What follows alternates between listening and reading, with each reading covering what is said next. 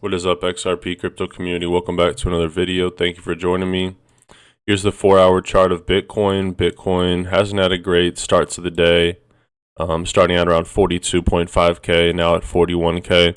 And if you just look at this in the short term, it's not looking the best for Bitcoin, which is going to steer all other ships in the short term. We have a big conference to talk about. The Davos World Economic Forum annual meeting is going on right now.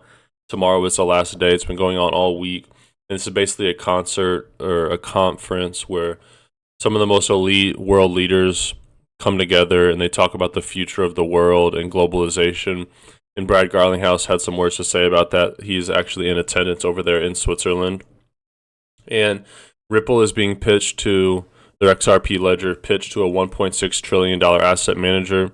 On Twitter, Franklin Templeton came out, one of the world's largest asset managers, and they tweeted saying, other layer ones outside of Bitcoin, ETH, Solana have massive potential, and we are continuing to support, monitor, and develop on these networks as they mature and grow. In response to that, David Schwartz emphasized the capabilities of the XRP ledger. David Schwartz obviously is one of the creators of the XRP ledger, so a little bit of bias there. But we're just going to see more and more headlines like this over time, whether it's Franklin Templeton, whether it's Citi, whether it's Bank of America, whether it's BlackRock. It's clear that these big institutional investors see value in digital assets and are here to stay. A quick point of TA on XRP right now, and ultimately if Bitcoin does continue this run down, you're going to see lower levels on XRP. But XRP is sitting in this, I guess you would call this a channel right here. And the lower bound for this channel is 55 cents, and you can see XRP is right now teetering on that.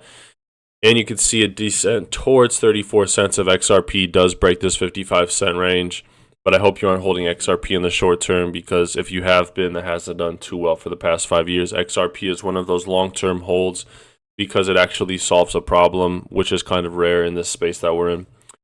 If you want $41 for free really quick, guys, sign up with Webull, deposit 1 penny, and you're guaranteed $41 in free stocks. Sell your stocks, close your account, do whatever you want with that $41, but definitely check out Webull in the video description below. And if you need a spot to get crypto, I recommend Uphold. It's sleek, it's simple, secure. It's where I buy my XRP daily. You can find a link to Uphold in the video description below as well.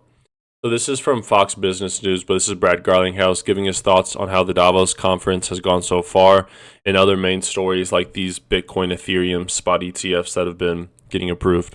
Welcome back. Take a look at crypto prices this morning, down across the board. The price of Bitcoin falling over 8% in the last week after the Securities and Exchange Commission approved spot Bitcoin ETFs for U.S. public trading last Thursday. Bitcoin ETFs pulling in nearly $900 million in just the first 3 days of trading. We're even higher than that today. Joining me right now here at the World Economic Forum in Davos is the CEO of Ripple, Brad Garlinghouse. Brad, great to see you. Great to see you. Thank you so much for being here. I want to get your take on the impact of this ETF approval. What have you seen? Well, I think it's a very big deal, in large part because I think it's further validation from institutions and even in this case, a government entity where, the crypto has been on kind of the outskirts, I think, and increasingly you're seeing that come into the mainstream. And so I think it's a validation. I think it's further indication of more institutions coming into the crypto asset market. And Ripple enables global financial institutions. Take us through that. How? So Ripple at its core, we sell blockchain technologies and solutions to enterprises. We focus primarily on financial institutions. We started with a payments solution to settle cross-border settlement for banks, for PSPs. Typically, cross-border payments have been slow. They've been expensive. Using these technologies, we can dramatically reduce the cost and increase the speed and efficiency. And now you're seeing financial services institutions try to get their own strategy with regard to blockchain underway. How has that changed the dynamic for Ripple? Well, I think anytime you have a new technology, it's nascent, and although crypto has kind of been around for 10 or almost 12 years, let's say, it's still new. And I think you have a lot of large organizations, even JP Morgan, despite Jamie Dimon's comments about how he thinks about crypto, they're investing heavily in blockchain technologies. Now, that being said, I think in order for blockchain to thrive and for the largest population to benefit from these technologies, you can't have insular closed networks. Like the whole point, it's kind of like the internet. The internet opened up networks. You had AOL and CompuServe and Prodigy. Along comes the internet to create interoperability. Crypto does that and can do that across many banks and to provide dramatic improvements to how we think about money movement and really any transaction. And with any new technology, I question whether or not those writing the laws around the regulation framework really understand the technology. Now, recently, you called the Securities and Exchange Commission Chairman Gary Gensler a, quote, political liability to the United States. You said he's acting in the interests of citizenry or the long-term growth of the economy, that he's not acting on behalf of customers and users. Tell us more. Well, look, I think Gary Gensler has prioritized hiring more lawyers to litigate the industry. And this is often described as, or kind of regulation through enforcement. If we just took the time to codify rules of the road, most of the industry in crypto wants to follow the rules of the road. Countries around the world have leaned in. Even the European Union, 27 countries in the European Union have come together to create a construct for how crypto should be regulated. In the United States, we haven't done this work. I jokingly suggested maybe what we should just do is type into ChatGPT, how should the U.S. That's more than the U.S. SEC has done. And it's frustrating. And I think I guess yesterday there was a court hearing between Coinbase and the SEC. And the judicial system continues to slap down the SEC because they're overreaching. They're overstepping what the laws say. It's the reason why they lost the case against Ripple. It's the reason why they lost the case against Grayscale. It's the reason why they were dragged kicking and screaming to have an ETF. Thus, as I was quoted, I think Gary Gensler hasn't been acting. He's been acting on almost his own agenda, not the people's agenda in the United States. I wish I had a clear answer to that. I think these are technologies that are here to stay. And the ETF approval is, I think, further indication of that. It's just frustrating that we're spending so much time in the judicial process to get clarity when we could do that, as many other countries like Japan, the UK, the UAE, Switzerland, here in Switzerland. These are not small economies. They're doing the work to provide that clarity. And in the U.S., I think it's become a political agenda, not a policy agenda. From someone who's studied this as many years as you have, what would be the proper framework on a regulatory environment that needs to be in place?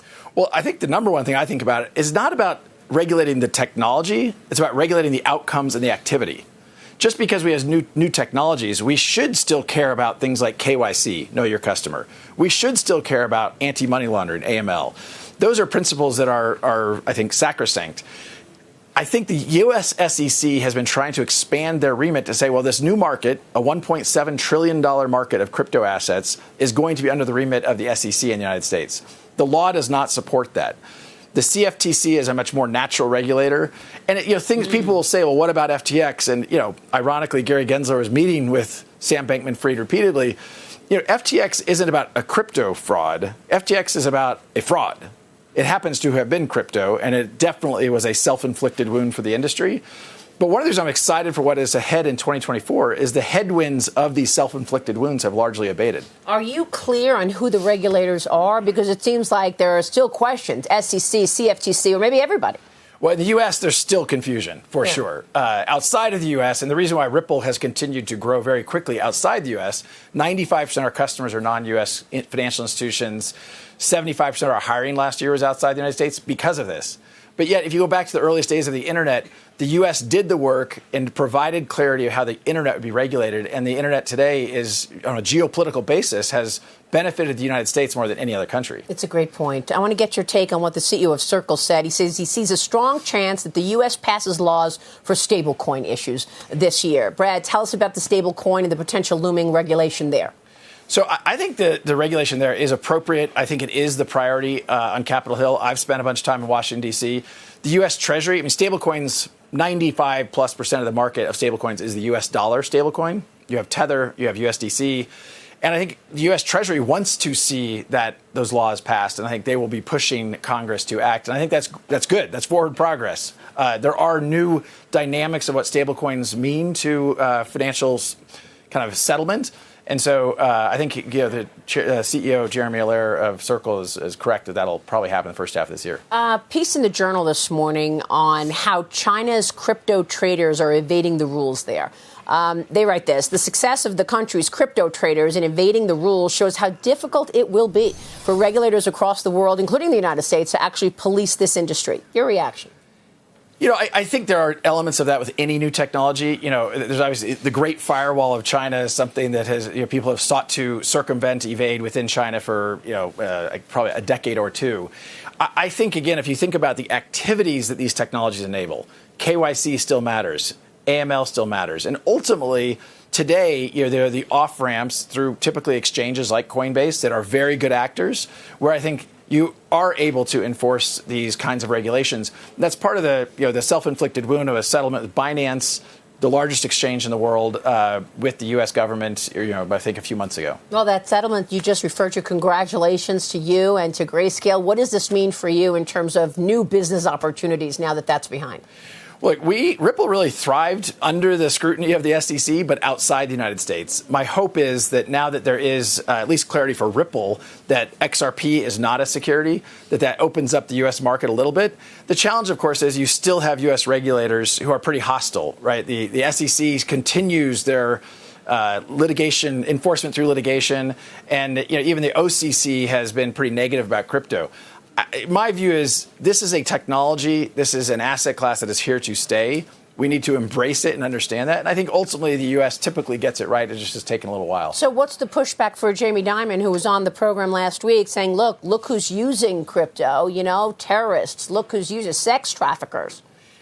My reaction to that is terrorists and sex traffickers use cash.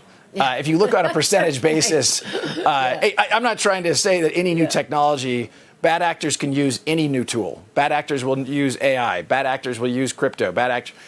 I think there are a lot of very good actors in crypto who are doing the right thing. Ripple only works with regulated financial institutions. You can't have anonymous transactions using Ripple's technology. So, some of those things I think are good political talking points. They're not reality. Yeah, well said. Brad, great to have you this morning. Thank you. Thank you so much.